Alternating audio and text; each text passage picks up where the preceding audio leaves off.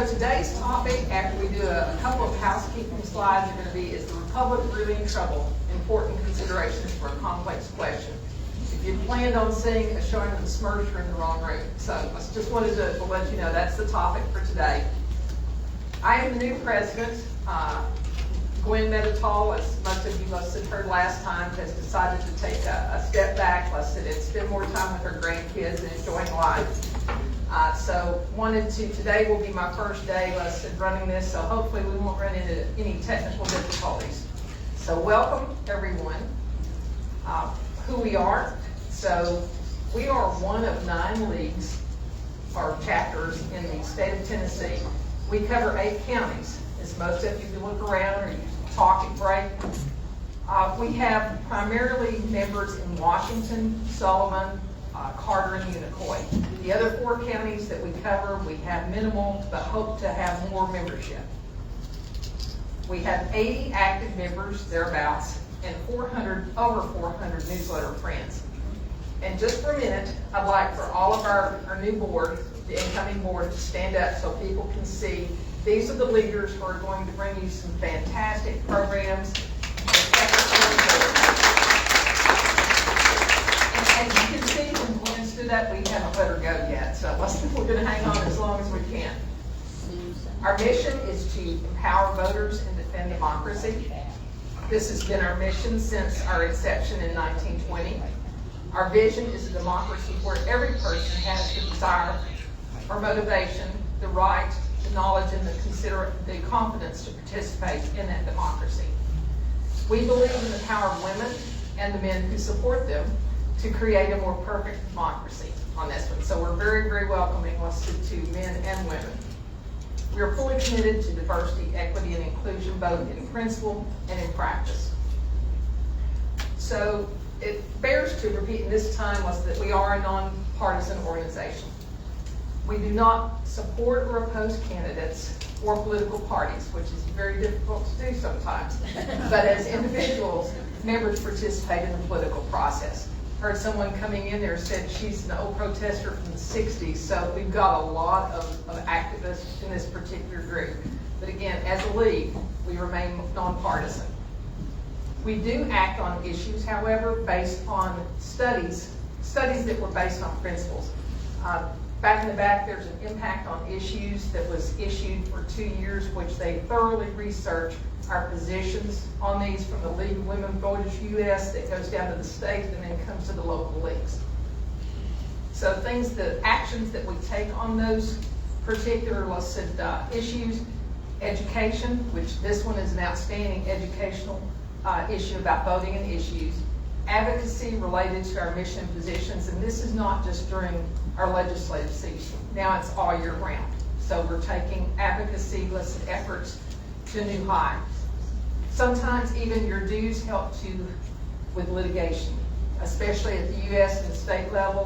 There's redistricting, voting access, and issues affecting the health of our democracy and voters. So we've got a state legislative lobbyist, who we actually employ, who helps us understand and navigate that path. And then there's some litigation that you've seen from the League of Women Voters US. Some people say only our president may speak, but that's officially as the league. We want you all to represent us as an outstanding nonpartisan organization. But members are not personally obliged to support, so there may be a position that the League of Women Voters takes a stance on that you don't agree with. That's not a problem. But we just ask that the league, you're obligated not to oppose the League of Women Voters Tennessee and the U.S. positions. So some housekeeping.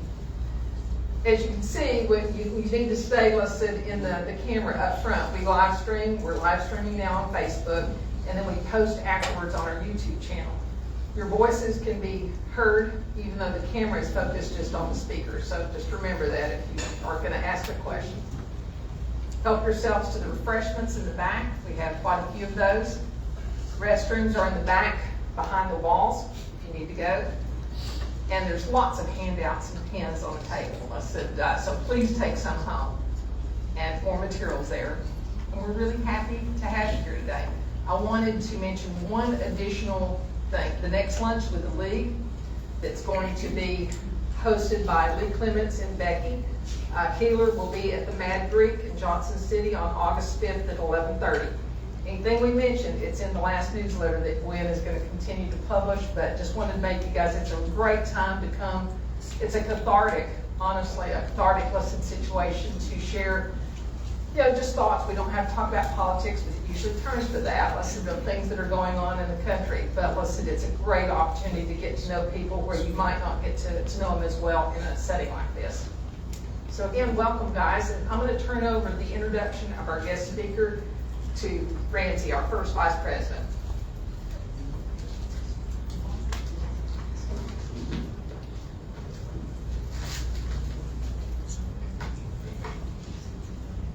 So, as you read probably in the newsletter, our speaker today, we are so pleased and honored to have with us the chair of the ETSU Department of Political Science, Dr. Colin Glennon. He's been at ETSU since 2013. He teaches courses in American public law and American politics. He focuses research on judicial behavior and judicial legitimacy. So he's highly qualified and expert who will give us guidance about how to think about many of the things happening. As Candace went over, our mission as an organization is to defend democracy and empower voters. And our whole series of programs have been very specifically tailored recently to what we need to do to defend democracy. So we've had presentations on the Constitution and things like checks and balances, on the issue of a constitutional crisis, which we'll learn more about today. Going forward, we have Dr. Colin's presentation helping us think about what questions we should be asking. Going forward, we'll be looking at information about what we can learn from experiences in other democracies, from events at the national level, and we will also be focusing locally. So we have many programs, all of which are designed to facilitate our knowledge and experience being prepared to defend democracy. And that's really all I want to say, except please welcome Dr. Colin Glennon. He's been very gracious to provide this information for us. All right, thank you.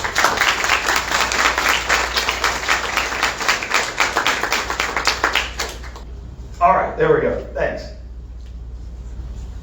So thank you for having me. That was a very lovely introduction.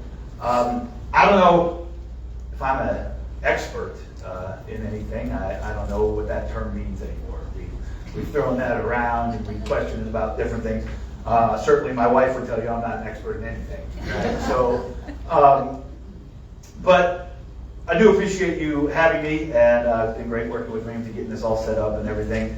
Let me say that I hope today we really have a conversation more than any kind of a lecture. I want to hear from you guys. I've really got drawn into this field of political science just by being interested in these subjects and what other people think. And so I'll sit up here and tell you a little bit about what I think, but I don't know that that makes it any better or worse than anyone else's opinion, right? It's just something that I like talking about. You don't need someone else yelling at you about any of this stuff, and that's certainly not what I'm going to do. I always prefer conversations. So I'll talk for like 30-ish minutes. If that seems like enough, you can start throwing stuff if it's too long. And then we'll really chat about it after that. So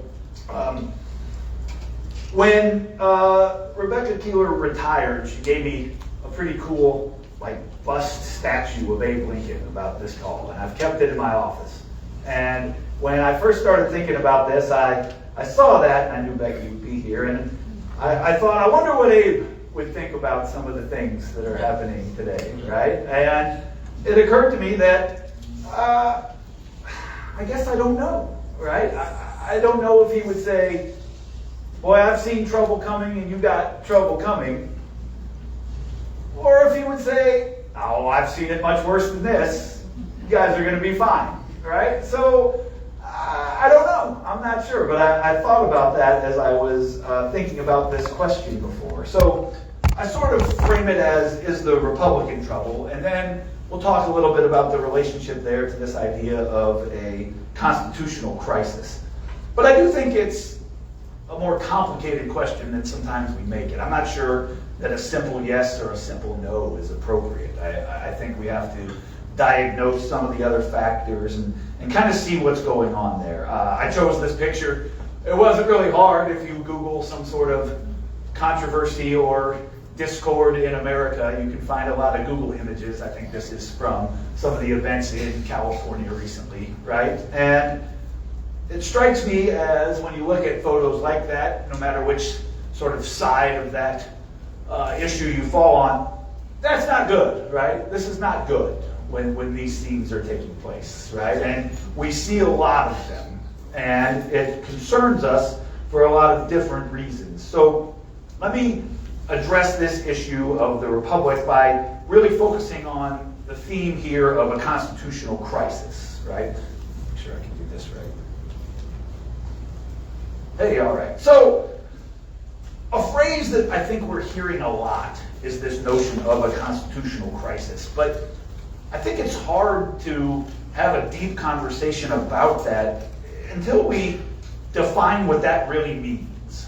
And that might be a little bit more challenging than we first suspect in actually defining the term constitutional crisis and what that actually means, right? Are we in a constitutional crisis if a president is trying to exercise greater power than the Constitution affords the presidency? Okay, if we say yes, I won't necessarily argue, but if that is going to be our definition, then we've had a lot of constitutional crises, and we've survived a lot of constitutional crises, right? Because that's what they all do. Now, don't yell at the end. It doesn't mean it's all the same, and it doesn't mean it's all to the same degree, right? But yeah, this is what all presidents do, right? They try to push the envelope, and they do things that are vastly outside of the scope of what Article 2 says they should be doing. Yes, even your favorite president, right? Of course. So that really can't be our definition, I don't think, right? Because if it's happening all the time, then a basic understanding of the word crisis doesn't really fit, right? There has to be some sort of uniqueness or urgency, I think, to meet this notion of a crisis. So I think we have to define it differently than that, right? Maybe it's the rule of law more generally not holding up in the way we would prefer. Maybe it has to do with separation of powers not working like we hoped or like the Constitution says it should. Maybe we've lost faith in the legitimacy of government. Maybe we've lost faith in each other, right? I don't know exactly how we're going to define it. And so I've really enjoyed preparing for this talk because it's given me a lot of time to kind of spin the wheels on that about how I think we might define a constitutional crisis and what that means. So let's break it down a little bit. I'll give you some thoughts that I've had as I've worked through the exercise, and then I want to hear from you, like I said. All right, so you've seen a lot of headlines like this, right? You've seen a lot of headlines like this lately. More Americans think U.S. is a constitutional crisis and think the U.S. is a democracy. All right, so I already did this to you once, but let's do it again. That's not good, right? That's some really deep political science for you right there, right? But that's not good. And I think we need to evaluate what this means on a couple of different levels, right? Because I think a couple of questions come to mind when we see something like this. The first is probably, why do people think that, right? Why is it that Americans are telling that? Is it what they see, what they experience? Is it what they're hearing, what they're being told? It's in their social media feeds, it's in their newspaper. Is it some combination therein? Okay, I think that's one element of why we're actually getting this answer. And then I think distinct from that is a second important question of, is it true? Is it actually true? And I don't know that those are necessarily the same question, right? That would lead to the obvious follow-up of how do we know if it's true? And then I think we get into the decision tree, right? If it's not true, then why do so many think so, and how do we get folks to stop believing it? And if it is true, then how do we fix it, right? So I think there's a few different paths to go down when addressing this kind of question, but let's try to tackle some of those today. Hey, there we go. All right, so as I said, I think this starts as kind of a relatively simple question. I think if the answer is yes, that we're facing a constitutional crisis, then I think it is probable, likely, use whatever term you like, that the Republic might be in trouble, right? If the answer is yes, I think the Republic might be in trouble. But I wanted to start thinking about why we're seeing this question posed to us so often currently. What's the reason that we keep hearing from that? I came up with a short list. It's probably not all inclusive, but these are the things that I think about why we're asking this question. All right, first, norms are being violated. Yeah, unquestionably true, right? We've been on this path for a while. It seems to be growing exponentially. Politics is different now, right? Again, I'm giving you really good, deep political science here, right? But politics is different now. We haven't seen stuff like this before. Different doesn't automatically mean bad, but it certainly feels odd, sort of chaotic and scary, right? We have a lot of traditions being ignored. But I think when we talk about an actual constitutional crisis, it's important to think about the definition of that word norms, right? Norms, by definition, are not rules. They're more like traditions, right? And they've long been followed, but when they're not anymore, it doesn't automatically mean a rule's being broken, even though we don't like it, right? Even though we don't like it when norms are violated. So we see so many norms being violated, I don't think we need to go through the list, right? It's happening all over the place at all levels of government, across all your political parties, right? It's all over the place that we're having a problem with norm violation. And so I think that might be sort of the first prong of how we started asking this question a lot. Like, what's going on here, right? Why is everything that I've known before kind of falling apart, right? Piece by piece. And so I think that's a first place we're getting here. Second, let's look at stuff out of the White House, specifically executive orders, right? They are, I don't know, I chose this word omnipresent. Perhaps that's not the best choice. If you went by just a total count of executive orders, the numbers actually aren't all that different, right? In terms of the pure number of executive orders. In fact, Joe Biden had quite a bit fewer than some of his predecessors, right? And Trump in term one certainly did as well. We had some presidents get into the thousands before, right? FDR had 3,000 something. But he was president for like 60 years. He doesn't really count, right? But some of the other numbers got into the high hundreds. So the numbers aren't all that different. Why does it feel so different to us? Smarter political scientists than me will tell you that the scope of executive orders is really what's expanding so much. They're tackling so many more issues, and they are much more authoritative in purpose. And yes, again, this is true of multiple presidents across multiple parties. The scope hasn't changed, and the back and forth sort of feels chaotic to us, right?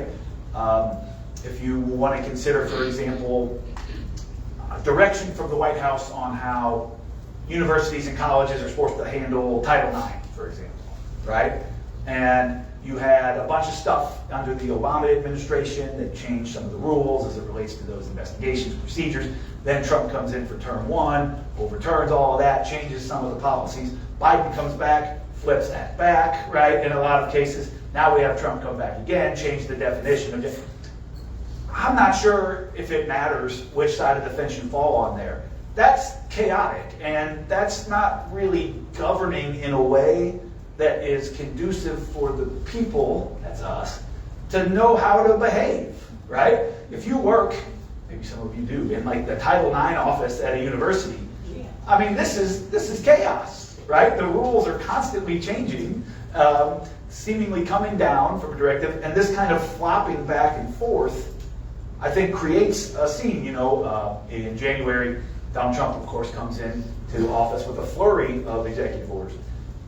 A bunch of them didn't do anything other than reverse an executive order that Biden had issued, right? And so this kind of back and forth feels disconnected from this notion that you're taught in grade school, about how legislation is made, right? How we're supposed to pass laws. This is not what it's supposed to look like. And this, I think leads to another sense of, what's going on here. A third comes from another branch. Courts are doing a lot of stuff, right? Courts are doing a lot of stuff. Sometimes we think that's good.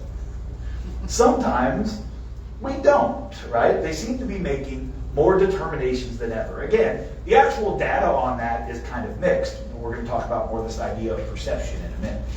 But it feels like they're doing more stuff than ever. And it feels like courts are involved in so many of these decision-making processes and policy questions, right? Making determinations more than ever. And that's tricky because some of these questions are really, really hard if you want to think about the controversy as it relates to the nationwide injunction, for example, right? You've heard a lot about this, the controversy back and forth between the president doing something and then a district judge saying that the president can't do that, pausing a policy being put in action. In life we like it when we have two good choices. I'm not sure if this situation doesn't present us with two bad choices. And when you think about how you feel about it, it probably depends on how the question is being asked, right? If I were to ask you, do you think the president should have unilateral control to unanimously make some sort of important policy decision? I assume that you would say no. The vast majority of you would say no at all times, regardless of who the sitting president is. But I also think if I were to say to you, do you think that one unelected, unaccountable actor from one small district should have the policy to pause or overhaul the entire policy for the United States? Well, I think you'd probably say no to that also, right? I would. If you presented me both those questions, I'd say no both times, right? And so we're in kind of a complicated mess here. Courts are doing more than ever, but these questions about authority, and we'll talk about this notion of legitimacy in a minute, are kind of complicated, and again, it makes it feel chaotic. Of course, we can't get too far into any of these discussions these days without talking about political polarization, and of course, that impacts the other three certainly, right? We know that our best studies tell us that division has increased. It's perhaps debatable by some scholars, others say yes, that it's the most divided we've ever been. You've heard that a lot, right? You've heard that before. I think by some measures the answer is yes, and by some it's no, right? It's kind of more complicated than that. But the way we feel about the opposition has changed a lot, right? And when you have determined that the opposition is evil, you lose a lot of faith when they win anything, right? And ceding any ground feels like you've allowed the dark side to win, right? And that is not compatible with the way the Constitution tells us to govern, right? The Constitution is an awesome document. I don't want anyone to leave and say, Glennon said bad stuff about the Constitution. It's an awesome document. It's not perfect. One of the things it asks us to do is hard things like compromise and work together, right? And when your opponent is merely your opponent because you disagree, that's a lot easier than when your opponent is an evil monster that must be stopped, right? And so that kind of extremism and polarization has made it much more challenging for us. And this has happened quickly, right? This has happened quickly, and it seems to be accelerating. I like easy examples of the number of, especially younger liberals who now don't like Barack Obama, or the number of conservatives who think George W. Bush was a sellout, right? That happened fast.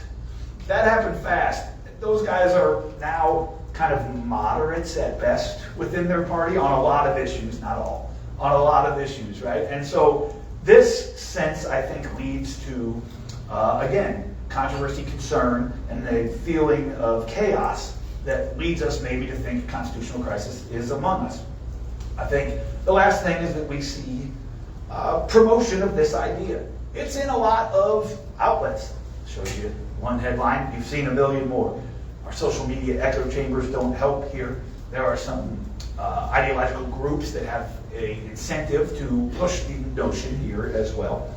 Again, that doesn't mean any of them are wrong. But when we're asking about why we're seeing so much of this, I think that is a big part of it, right? This idea that promotion of chaos works. You don't click on a story that says your neighborhood is safe and your kid's school's doing great. Right? That doesn't get traction in our current environment, right? And so pushing this notion of chaos is incentivized by media. Those are 5 kind of top reasons I came up with. I'd be curious to hear some of your. There are perhaps dozens, I don't know, hundreds more why we might be asking this question so often. But I think those really come to mind for me when I start thinking about this. Is America facing a constitutional crisis? So I think we can break it down in a couple of ways. It's a simple question that I said has a complex answer, right? All right, so what if we say yes? Let's try it out. Let's just try it on and see how it feels, all right? What if we say yes? Well, I think you would say, I can point to some reasons why the answer is yes. Polarization is bad actors are present, trust is low, and the Constitution is failing to solve some of these, maybe a lot of these, questions for us. So I say yes. Okay. What if we say no? What if we say no? If we say no, I think we have to say something like, yeah, things are rocky, but they're holding. Things are holding. We've survived worse. The Constitution's still strong. It's providing guidelines for us, right? So overall, I don't think we've reached the level of crisis. Okay. All right. What if we give most people's favorite answer, or at least my students' favorite answer when I ask questions in the classroom, right? Maybe, right? What if we say maybe? What would be the maybe argument? Well, I think you'd say something like, yeah, the no's are right. It's not all falling down around us, at least for now. But I'm worried about some of the stuff that I'm seeing from the yes group, right? So I'm going to land on maybe, because I don't see total destruction. I don't see total chaos of a collapsing republic, but I see some troubling signs that appear to be getting worse. Okay. I think, again, as I said at the beginning, I'm no expert. I think you can make a strong argument for any of these camps. But if we want to talk for a minute about if it's true, we can break into some more of that. But I think that first question I asked about why do folks think this is also really important here, right? And so I mentioned this notion of perception that we have to talk about. And perception being so difficult to tease out, right? It might not matter if it's true or not. That's kind of an uncomfortable reality of questions, right? It might not matter if it's true or not. What might matter more is if you think it's true, right? If you think it's true, then it's true. Perception becomes reality sometimes, right? And so maybe instead of worrying about if it's true, we should talk about why we think it's true, and go from there, sort of work backwards. So many folks seem to think it. We've seen some of those headlines. What's the reason? How are we getting there? And I think it's interesting to talk about that. So we have to start where so many things start in political science, and that's with this idea of ideology. I don't know if you can see that in the back, but I'll make it pretty simple for you. Not surprisingly, we see some differences here amongst partisan identifiers. I suspect we know the reason why. But still, the data tells us some interesting stuff, right? Nearly 30% of Republicans still said yes. Constitutional crisis is afoot. 60% of independents, 84% of Democrats. What I think would be fascinating when I see data like this is actually to follow up and see, tell me the why, right? I'd be curious to see what overlaps. There'd be some differences, of course, right? There'd be some strong differences when we got to the why. But it'd be curious to me to see what overlaps, right? Presumably these groups would give us different reasons for why, but I'd be interested why they would agree as well. I also think it tells us that there's clearly a lot of concern here. I saw an interesting theory. I'm not sure if I 100% agree with it, but I do think it's interesting that this idea of constitutional crisis is the same thing that we're hearing now from the left that we heard from the right, where we talked about the rule of law falling apart under Biden's administration, right? And everything was rule of law, rule of law, rule of law coming from the right? Just accusing Biden of having it fall apart. Just as the left is now accusing Trump of causing a constitutional crisis. I don't know, maybe they're both right. But it's interesting in that sort of phrasing and terminology in how it changes our poll. So the first thing, I think, yes, we acknowledge the obvious that ideology plays a big factor here. But I don't know that it tells us the entire story, right? I don't think it tells us the entire story. And as I said, there's a lot of chaos and around the term. So what I'm tackling with, and when I'm trying to talk to students and other groups like this, is identifying how we got so much confusion. How do we get so much confusion around this issue? And let's start with this idea of how we actually know if a constitutional crisis is occurring. Well, that's challenging. I'm not sure that the presence of a constitutional crisis or not is a fact. I'm not sure that that's a factual statement. It's, I don't know, I use that word perception. Is it a feeling, a sense? Maybe, right? But I think if you ask me this question point blank, how do we know if it's occurring? I got to know the definition. If I'm going to agree with something's presence or lack of presence, then we have to start with an agreed meaning, and I think that's part of our problem. Definitions of a constitutional crisis vary substantially, and so that's a challenge right off the bat, right? I can ask you if it's sunny outside because we generally agree on the notion of what sunny means.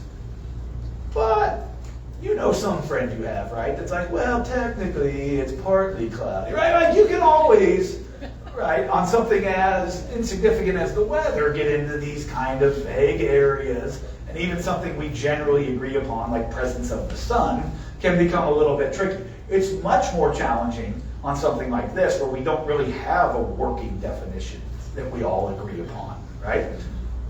And there's a really interesting other theory that I've heard that maybe it's not possible to have a definition for a true crisis to exist. It would mean we haven't seen it before. You know, if we haven't seen it before, we can't define it. All right, now you're really getting out there, but yeah, right? I understand.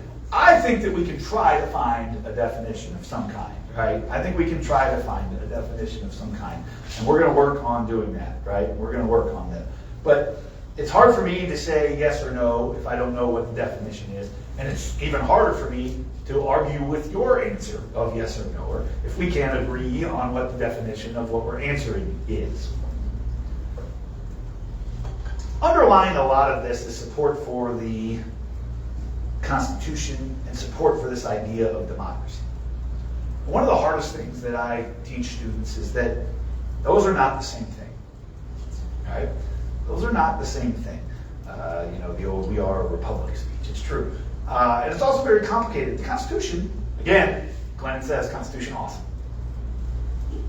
There's a lot of undemocratic stuff in there.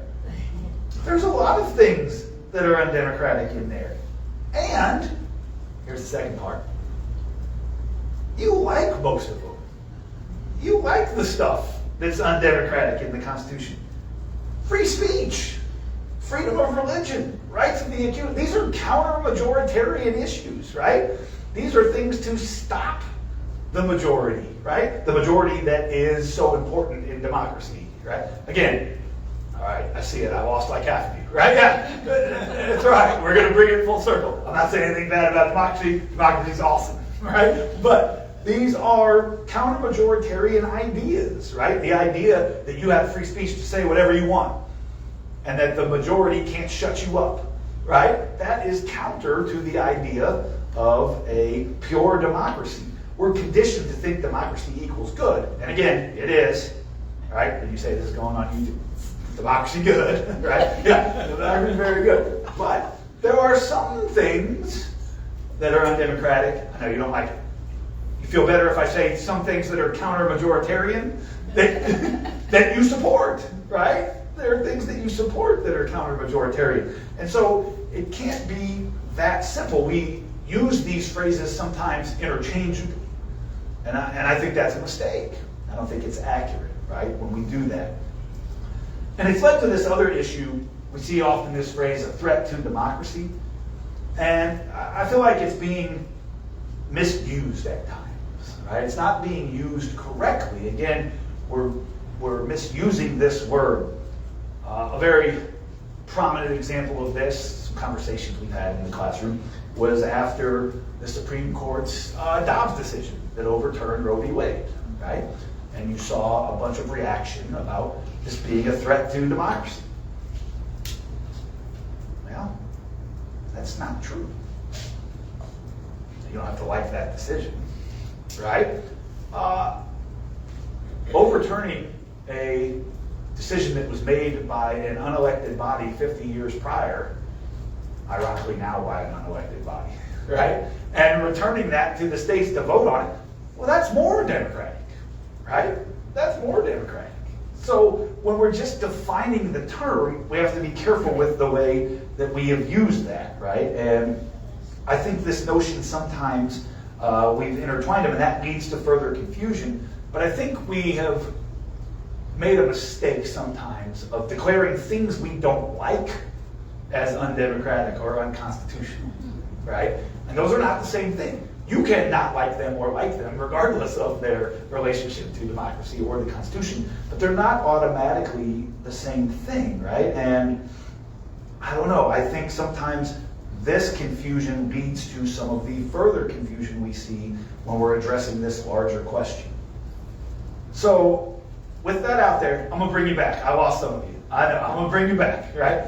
With that out there, I think if we think perception is reality, if that is really what we're going to say here, then I think we really have to define exactly what that means and how we're going to move forward with it, right? How we're going to move forward with it. What does it all mean? What does it all mean? Is the United States in a constitutional crisis? Well, I told you that I wanted a definition. Let's try it. Let's give it a shot. There's a few of them that have been floating around out there that I've seen.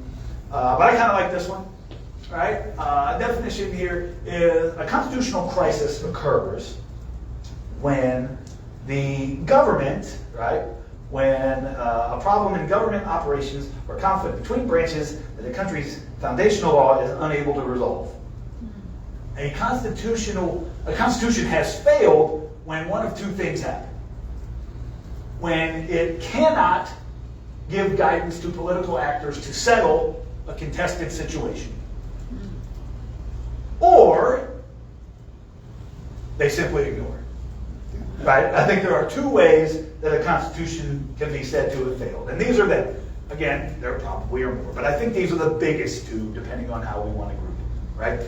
Either the document itself fails to provide the guidance we need to solve the question at hand, or the document's fine and we've just disregarded it, right?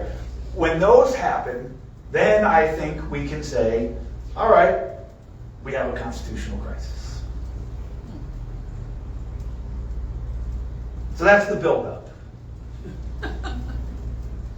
Now I'll tell you what I think, and you can get ready to yell.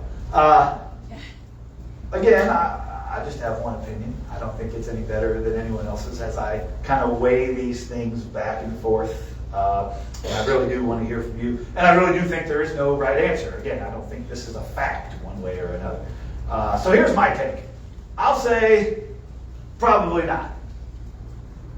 But more specifically, I would say probably not, or at least not yet. All right, I know that's a big hedge, isn't it? But that's kind of where I land on it when you put it all together. I'll say probably not, but at least not yet. And I think about those in sort of two different ways, right? So let's start with the probably not. Let's start with the probably not. Big picture indicators are probably not as dire as day-to-day events, right? Many of our guardrails continue to hold. Things might feel worse than they are sometimes. Now, before you all get up and leave, that doesn't mean that things are good, right? That's not the same thing as saying that things are good. But governments at all levels are still meeting. Courts are still open. American leisure activity is still high, right? When we get to this question of a crumbling republic, I'm not sure we haven't gotten ahead of ourselves. Again, that doesn't mean you have to like the trends, right? We'll get to that when we talk about the not yet. But the way I conceive of some of this, and I don't mean to downplay concerns, those are of course real. For a vast majority of Americans, things are mostly working. Again, not to downplay the concerns for those where it's not. Those are real and we need to address those, right? But many of our guardrails have continued to hold. They held across some past presidencies that you did or didn't like. And I think it's interesting when we look at the back and forth here, when we look at that, right? Courts continue to strike stuff down, and then presidents try again. Well, that's sort of how separation of powers was supposed to work. Now, Congress could help us out here, but we'll talk more about that here in a little bit, right? This kind of back and forth that feels chaotic is, I think, within the bounds of the Constitution, right? That's sort of what it was set up to handle, right? Was this challenge of who would have authority, where, when, and how we would make these ultimate determinations. So I think all of those things happening indicate to me that a lot of things are still holding. Elections are still occurring regularly. That's good, right? Now, if this one changes, then you'll see me change positions, right? When we lose this one, then I think we're in really, really big trouble. But elections are still occurring quite regularly, and importantly, support for elections remains high. You still want them, right? You still want them. I'll say almost all of your political leaders still want them, right? They want you to have elections. And so those sort of indicators don't suggest to me a republic in trouble or a total constitutional crisis. I'm not sure that I see A or B, if we can go back, happening on a large scale yet, right? The Constitution is still telling us what to do all the time. It's still providing various guidelines for us, right? We'll talk more about that. And actors mostly are abiding by it, right? Mostly are abiding by it. So, the Constitution, as I said, offers many solutions to many of our problems, right? Separation of power guidelines are still working. We don't use it very much, but there's a whole article about amending the Constitution if we want to do that. Right? It was smart enough to know it wasn't perfect and that it would need changing, right? So in some ways, I think the Constitution would be in better shape if we would use it more, right? If we would actually make better use of it. It's provided us some tools to get us out of some of the problems we find ourselves in currently. And then the last point I see here is that thinking about this issue, the fact that the public is so concerned, that's good. You can't save anything if people don't want to.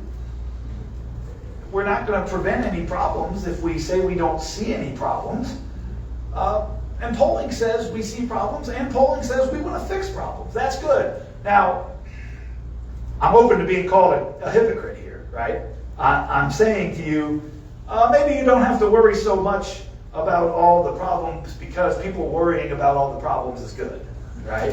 And that's probably not, I wouldn't put it on a t-shirt, right? It's probably not the smoothest line of thought or signal of intellectual giant, right? But there's this notion that people are concerned. I think that's good. I think that's good. Would it be better if there was nothing to be concerned about? I suppose. But I'm not sure that that has ever been realistic across any era, right? There's always been things that needed to be fixed, and there probably always will be. So the fact that we're so worried about a constitutional crisis, to me, is a positive in a weird kind of way, right? It's a positive. The fact that we're worried, the fact that we're concerned, that we want the Constitution, that we want elections, that we want guardrails to hold, that's all good, right? That's all good in my opinion. And so adding that all up leads me to this probably not.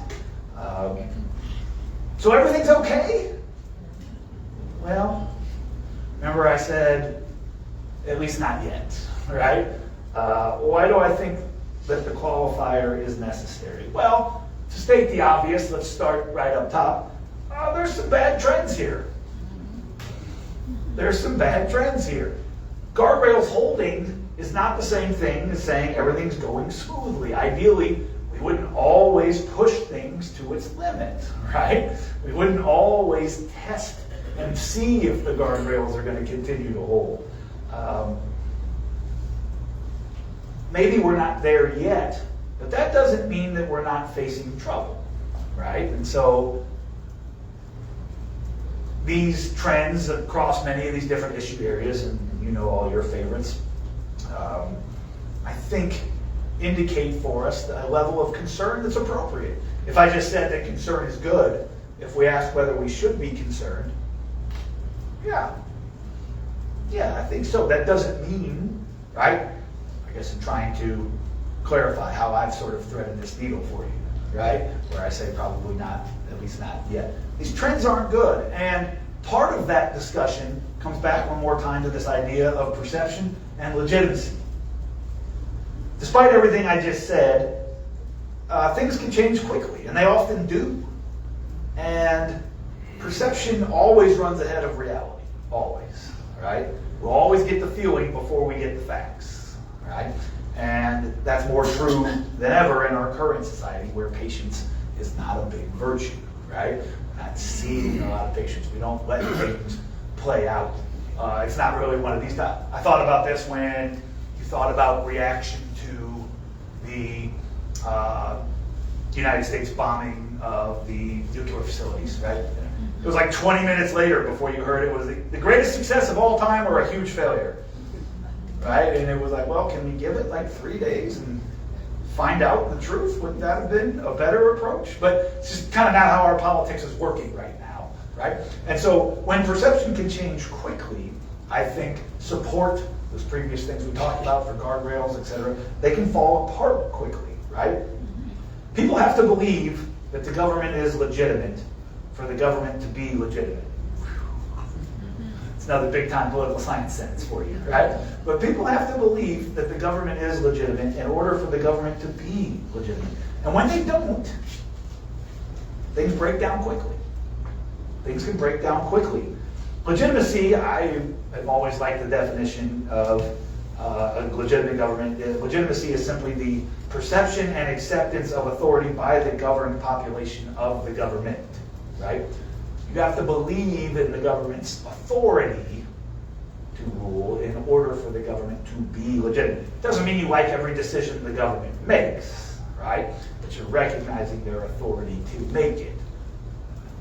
Legitimacy in the United States is still there, but those numbers are declining across some of our polling, right? And that's a real concern for us as well. Other reasons I would say not yet. I see the presence of what's called agitators. These are individuals who are pushing our guardrails, right? These are people who are testing the limits of some of these things. They're political actors, yes, but they're also regular individuals, right? We'll talk more about that. And to be sure, there's bad actors out there. So far, these guardrails have held, but there's no guarantee that that's what's going to continue. So let's get to sort of my final point here of how we avoid the worst possible outcome, right? How do we avoid a true full-on constitutional crisis? How do we get to the point where your next speaker can't sit up here and say, well, I don't know, and hem and haw at you like I have done, right? I think we have to start with this notion of education about what it means and why avoiding it is good, right? One of the things I think we can do a better job is telling the public why a constitutional crisis would be so bad and why it would be so bad for everyone, right? A true constitutional crisis, there's not going to be winners there, right? Oh, maybe the very top of the oligarchy that emerges, right? That's not good, right? This is bad, and we need to find a way to educate folks there while avoiding the worst kinds of sort of hyperbolic descriptions, right, of a kind of Mad Max world, right? I don't know that it would come to that, but I think we can do a better job of telling the story of why it's bad, right? And why we want to avoid it. All right, let me do a little political science here. We got to stop relying on courts. They're not the only thing that's going to hold the line here, right? Courts do a lot of stuff, but they cannot, and they should not, do this alone, right? Courts and judges cannot be the only ones holding the line on our traditional norms, on our rule of law, right? That takes a lot more than just courts. I mentioned our good friends in Congress. It would really help if they would step up and exercise some of that congressional authority that they've been given, right? It would really help. And it would solve so many of these questions that I appreciate the applause. I don't even mean on like a particular issue. I mean on just questions of authority, right? And constitutionally, we've delegated so much to the other branches, right? Members of Congress and Congress as an institution has got to do more here, right? They've got to do more. We cannot keep relying on courts. They can only hear so many cases. And remember, courts have questions of their own authority, right? Remember our example of the nationwide injunction from a district judge? I don't think we love that, even if you like the ruling. You can concede like, oh yeah, I get it. That's not the best way to solve these issues either, right? We need other actors to do that, right? We won't talk much about executive agencies, but they can do some stuff here. Federalism still matters, state and local government, right? All of those things, like third grade, right? Third grade civics, right? Yeah, all of those things, we need those to hold, but we need them to work in the way that they were designed to do so. So we gotta stop relying only on courts to hold the line here in these questions. And again, I'm not sure it matters what party you're in. We just use different courts, right? We just use different courts. In the Biden years, we used all those district courts in Texas and Louisiana to stop presidential overreach, right? Now we use courts in New York and California. But we're asking a similar question here, and I don't think it's the right way to handle these things. It's not going to work long term. But we got to do our part as well, right? Citizens have to take some ownership of American democracy, right? They have to take some ownership of this question. A lot of this falls on us. We got to demand more accountability from government, from media, from each other. Listen, I know it's flowery language, and it sounds like you're up here reading some, I don't know, part of a presidential speech from the 19th century or something, right? But I wouldn't say it if I didn't believe it. It doesn't mean that there's not a lot of value there. And holding people accountable also doesn't mean that we can just scream until we get our way, right? That's not true either. And there's too much of that happening as well, right? And again, I would say on both sides of the political aisle, there's too much of that happening. You can't just yell and scream and threaten until you get your way. That's not how the Constitution was supposed to work. We can do a better job as citizens. We must do a better job as citizens, right? We can be more informed. We can vote that better for individuals who will do their job, right? Remember, elections are still happening. That's good, right? The Constitution was designed intentionally to force us to compromise and work together. If we want to uphold that document, we're going to have to listen to it. And we're going to have to do the thing that it said. And that's really hard, always, but particularly in this era of hyperpolarization. Okay. So I lost some of you earlier, brought some back. Now's the part where you're really going to turn on me. Ready? Okay. All right. I see. Is this door open? This is my quick exit in case the crowd really lose you now.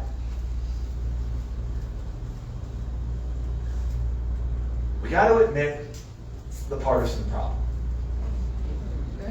We have to admit the partisan problem, and that might not mean what you think it means. Okay. We've had rough times before in this country. Nobody likes this part, but here it comes. We've had rough times before. What's new, what's different, what's at an all-time high is acceptance of bad behavior, norm violation, unconstitutional action from people on our team. Yes, your team. Whichever team you're on. It's acceptance of extra constitutional activity, of norm violation. That's what's gone up. You've always not liked the other side, right? That's always been around in American politics. We used to hold our side to some standards. And we're doing that less across the board. I know, I look, feel the energy in the room. You guys are all mad now, right? Yeah, I get it. But I just keep coming back. I just keep coming back to this issue. This is what's changed. And again, there's my favorite phrase for the day. This is not good. This is not good. Acceptance of unacceptable activity because that actor is on my team or has the blue shirt or the red shirt has led to acceptance of a bunch of these behaviors that are the things that are testing the guardrails. And in the past, there was stronger pushback against that. Look, there's never been some romantic era of statesmanship where everything was perfect and individuals pretended that their people weren't better than them. No, of course that's all true. But we're doing this now at levels that we haven't seen before. And sometimes I like to go through the list. I don't know if it actually helps us. You can think of things. Be honest with yourself. Think of your side and something they did where you know that wasn't right. You know they shouldn't have done that. You know that violates norms. You know that violates the Constitution, right? No, not your side? Okay. I don't know.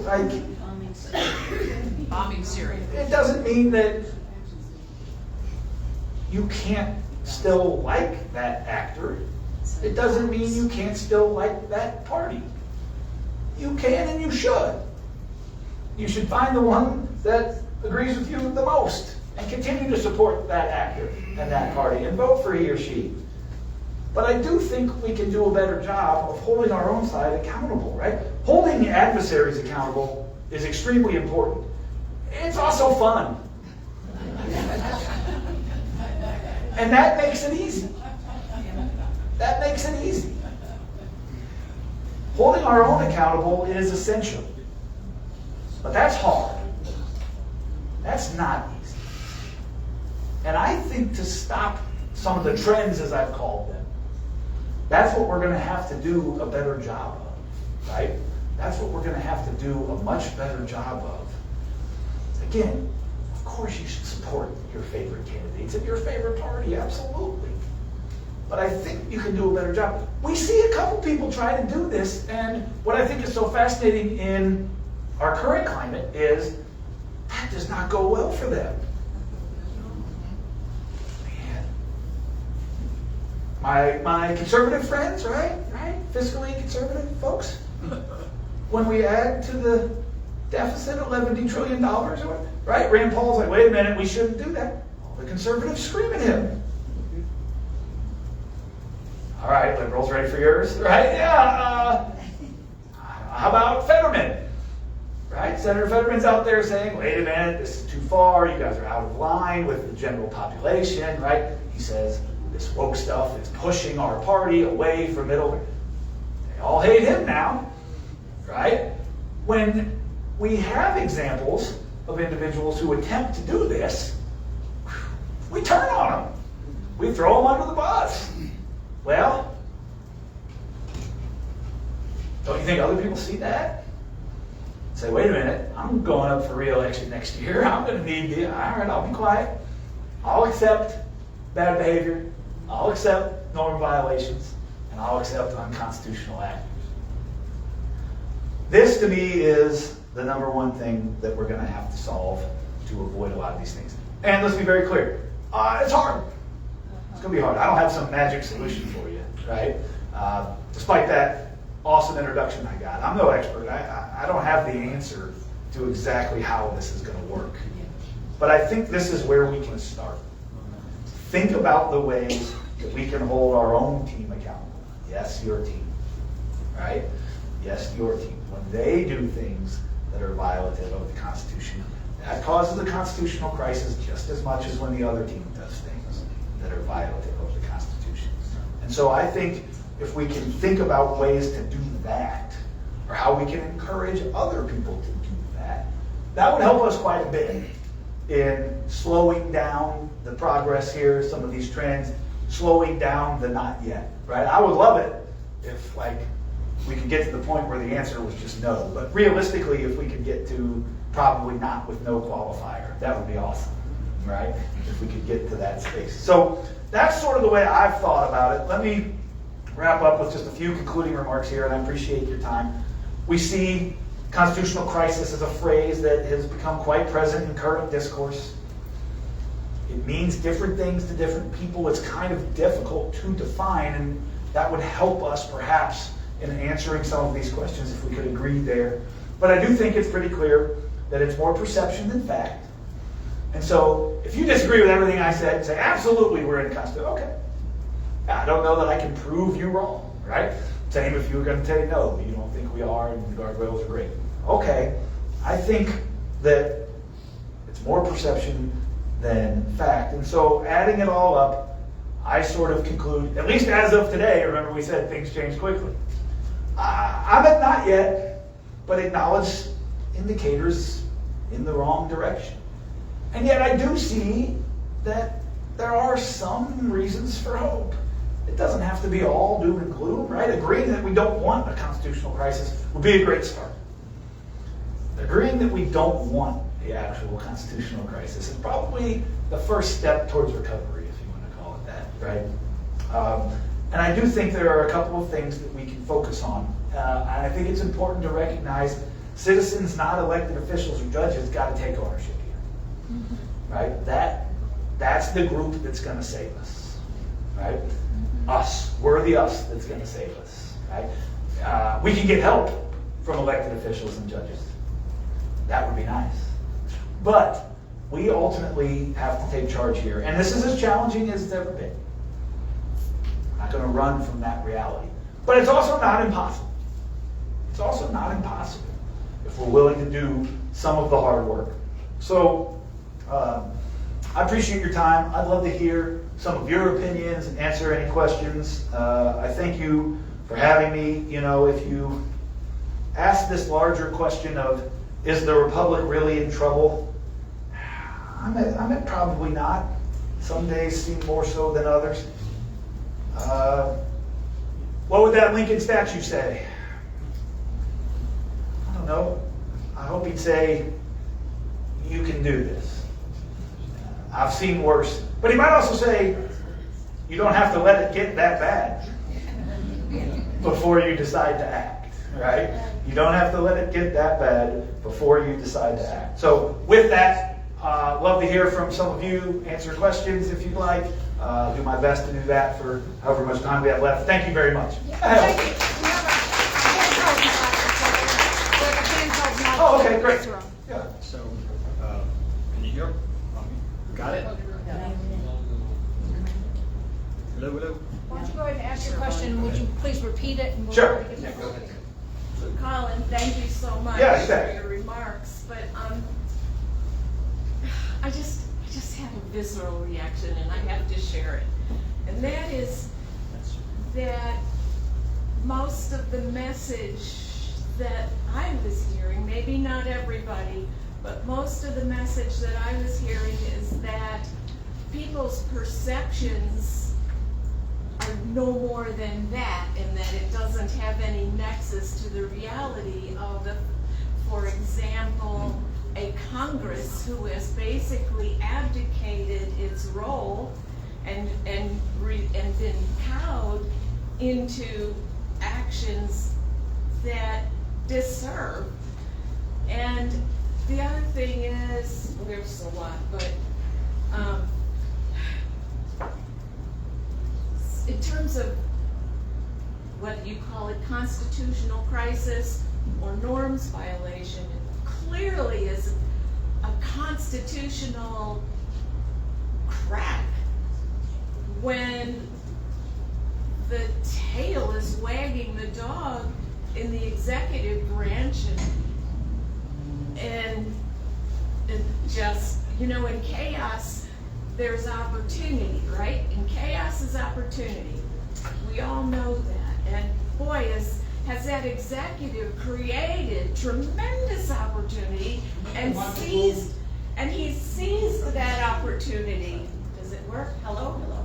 It's not working. Well, Anyway, so he seized the opportunity, blown up institutions,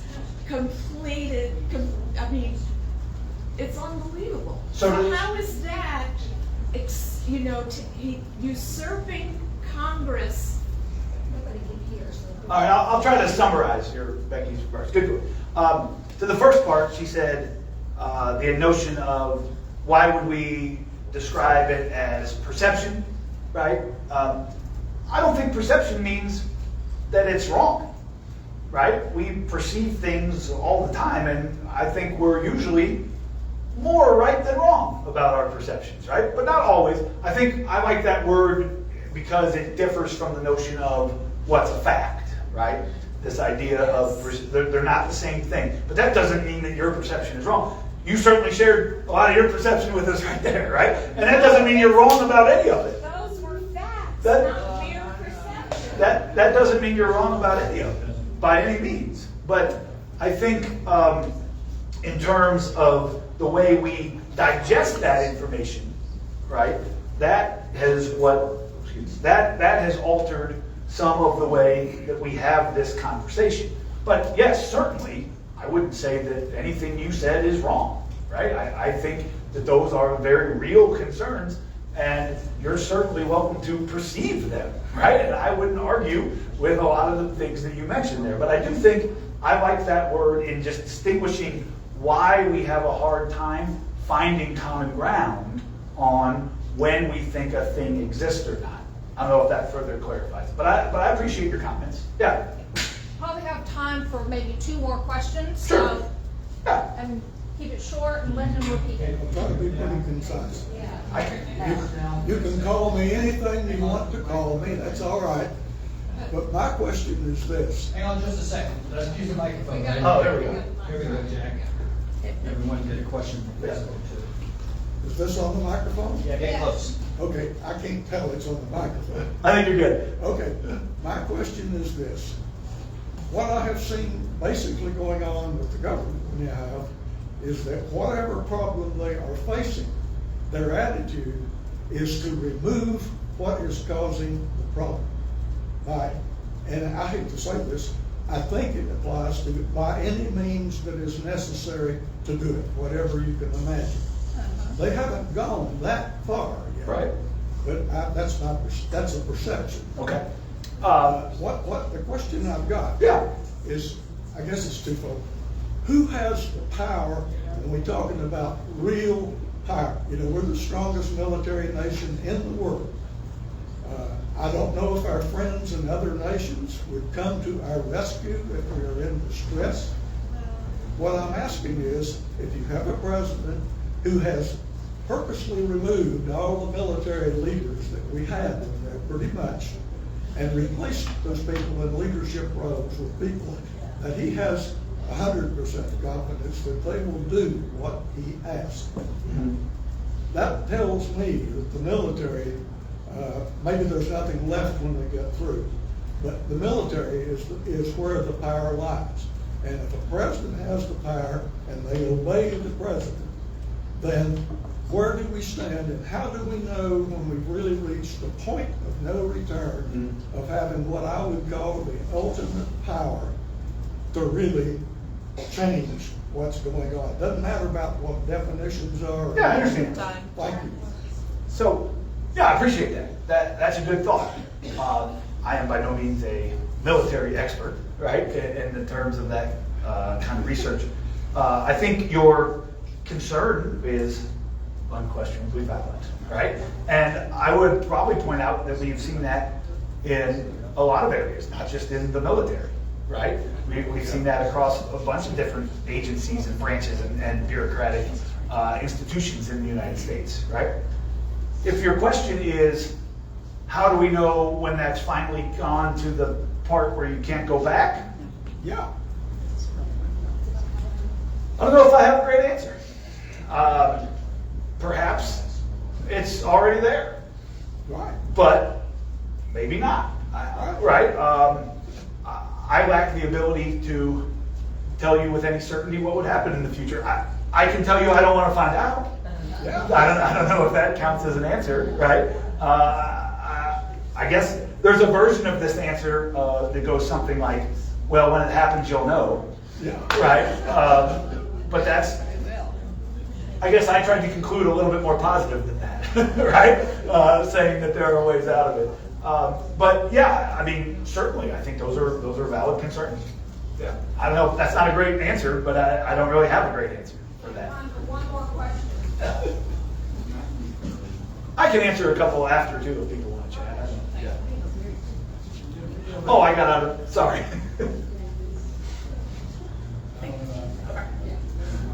If the judgment of Constitution is that we know that both parties make laws, and it's mandated by the Constitution that they make laws, and when laws are made and agreed upon and funded, and then an individual, an authoritarian member decides that this is not going to be going on anymore, is that not a degradation of the Constitution in itself? Well, maybe. I think it's hard for me to blame the Constitution if you're doing a thing the Constitution tells you not to do. Right? The question but- is, if the politicians do that, does that reflect? Well, I would argue first and foremost that it reflects poorly on those politicians, but also reflects poorly on us for re-electing them over and over and over again, right? Now, again, I think I said a couple times, I think the Constitution is very good. It's not perfect, and there are some holes there that we could probably try to address. If your question is about something like raw power and the Constitution's inability to stop raw power, is that getting at your question a little bit? Well, yes, but I mean, the laws were passed, say, years ago to fund things in the present and the future. Yeah. And then they're taken away with no reasoning. Right. No legal reasoning. Yeah.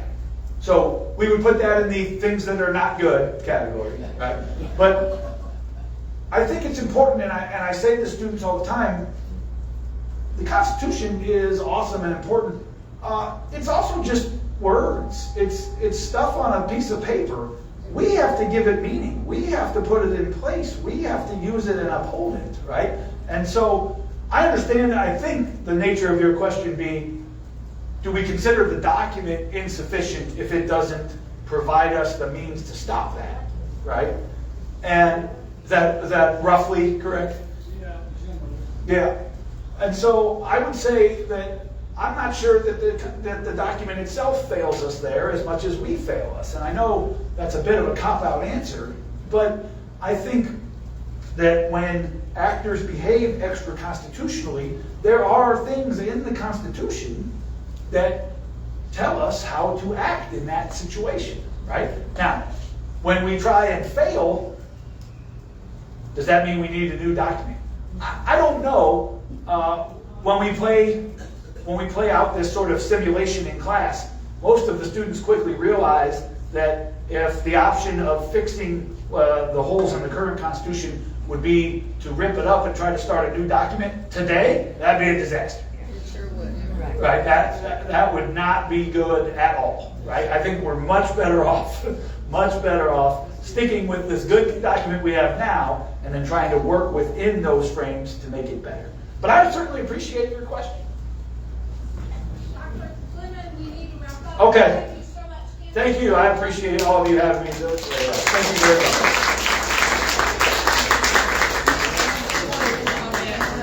Dr. Glennon was said there will be a lynch mob outside Uh-oh. waiting for you. Now, I think this has driven some good conversation. I heard a lot going on behind me. I know there's people feel very passionate about this. Can't hear you. That mic is not working. Do you want this one?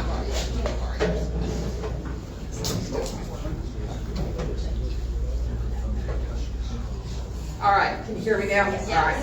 So I think the important thing to take away from this is, I said that there are differences of opinion.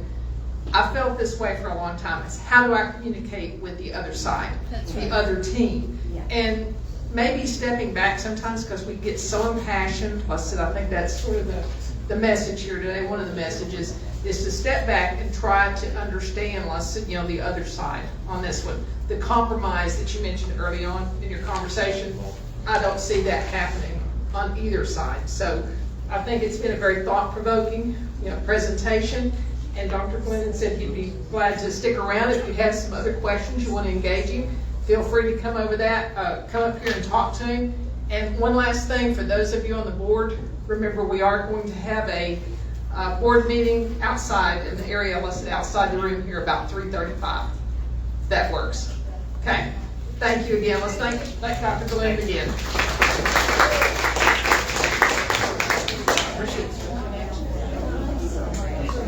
Oh, yeah, let's do it.